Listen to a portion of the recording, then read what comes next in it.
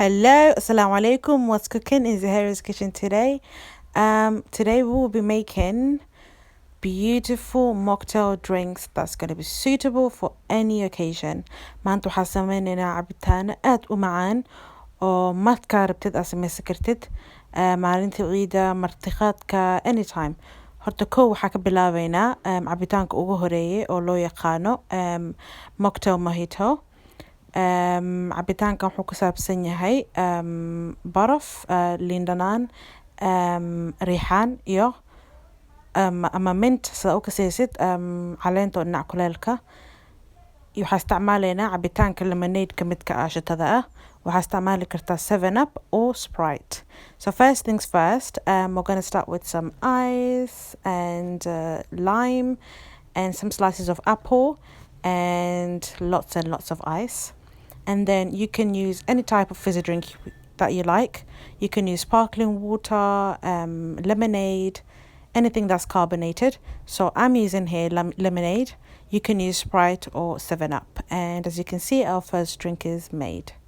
So ujeedin cabitaankeena koowaad waan sameynay. And yeah, that's all done. Our lemonade mocktail mojito. And then the next one is our mango and orange mocktail.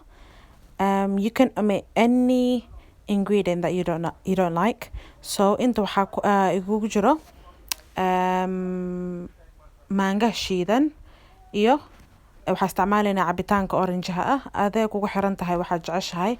waxaa isticmaali kartaa oranjo keli ama waxaa isticmaali kartaa mangaha keli midkaa doontaba. And then waxaa ku darsaday meeshan sparkling water, biyaha caadiga oo aashataysan. So haddaad rabin, you can also add a Sprite and it should all be fine. And then the next one is our cranberry and mint cooler.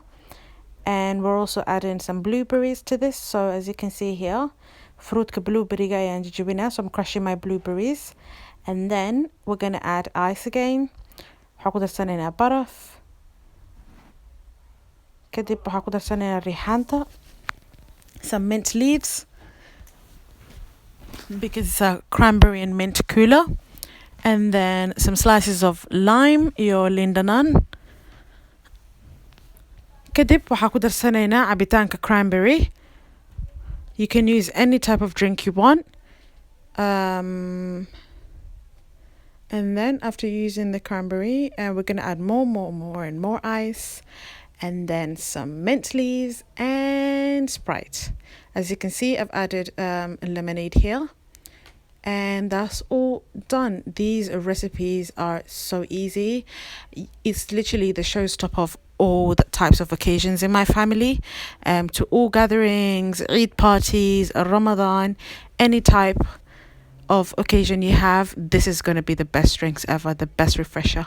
So I really hope you guys try, and make sure you like, subscribe and comment on my videos. See you soon.